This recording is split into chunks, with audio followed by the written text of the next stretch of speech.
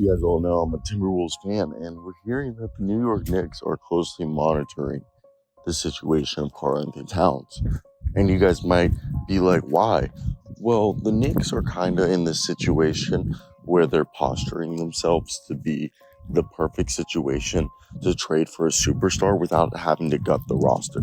So basically, they have enough young players on second-year deals, players like Evan Fournier who are salary fillers, etc., that they can basically, and a bunch of first-round picks, that they can offer the Godfather offer in terms of trade offers for a guy like Karl-Anthony Towns or Joel Embiid and still not gut the roster. Like they could basically trade for a superstar and still have more talent than the Phoenix Suns had after they traded for Kevin Durant, Devin Booker, and Bradley Beal.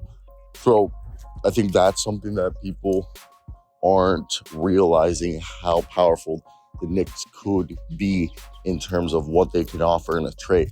So I want to hear your thoughts down below. What do you guys expect from the Knicks? And so what we're hearing is that the Knicks, from Stefan Bondi of the New York Post, writes that when you look at an offensive player, particularly a big, the skill set that he has, I think we all saw to win the three-point contest, stuff like that.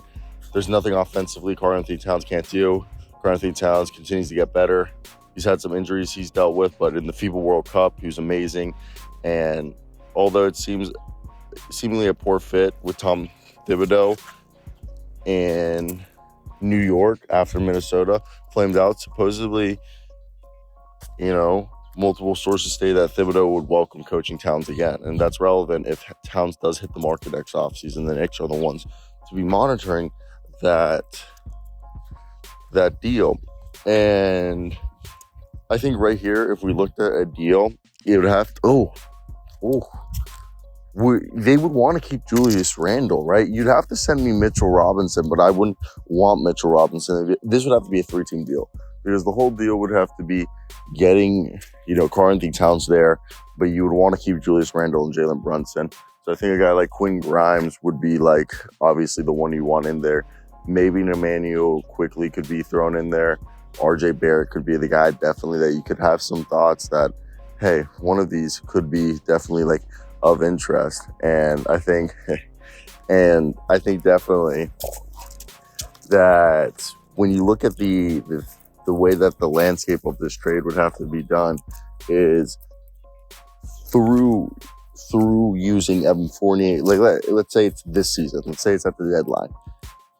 Right there, Karl-Anthony Towns, I think this is the first year of the Supermax. So I do think that, Karl-Anthony Towns would be a great addition. And if we're just looking at, Timberwolves salary and all that good stuff, I think financially, the Timberwolves would want to get not financially, but money-wise, it's not really money-wise. Obviously, I think the Timberwolves will look at this opportunity and be like, okay, let's move off some money and let's rebuild our draft asset cupboard. And Karl-Anthony Towns this season is making $36 million. And I believe it spikes up to 50-something next year. So if they do it this year, it's only 36, which means you could probably get away with RJ Barrett and Evan Fournier and a bunch of picks, or Emmanuel quickly, Quinn Grimes, and RJ Barrett with a few picks for Karl-Anthony Towns. I think is a fair deal if he did it this year. Next year, the deal is going to become way more expensive and way more difficult to achieve, and which I think is hey, this is why these deals are thought about and meticulously planned.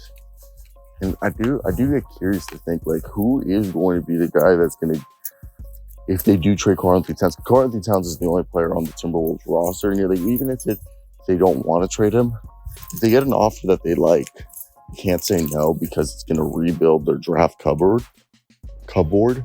Is it cupboard? Covered? Or cupboard? I've always said covered. Cupboard. Right? Covered? I don't even know. I feel like I'm saying it wrong. But it's just one of those things that you think about. That, okay, if I'm the Timberwolves, even if I don't want to trade Karl-Anthony Towns, there is going to be a deal that we can't say no. So for me, when I look at this, I'm walking up a staircase now, so sorry if it sounds weird. I will try to edit this. But I definitely think it's kind of weird where Karl-Anthony Towns is in this point of his career where I've talked about this before. I'm a Timberwolves fan, but similar to DeAndre Ayton, Karl-Anthony Towns was supposed to be an MVP candidate. The MVP conversation should be Nikola Jokic, Joel Embiid, Karl-Anthony Towns. I'm not even kidding. Like, if you saw his first 2 seasons of his career, people thought Karl-Anthony Towns was going to be this 30 points per game scorer who averaged 15 rebounds, 5 assists, and like 2 blocks. And I'm really not kidding. Like, we thought he was going to be the greatest player of all time. It hasn't happened. Not saying that he's bad, but I'm just saying that, Karl-Anthony Towns still has, I think, ways to go to reaching his potential. Will you ever reach it? I don't know. But he was a fun guy always to watch. So I personally, if I'm a Timberwolves fan, I would do most of the deals that the Knicks could offer because we need to rebuild our draft assets.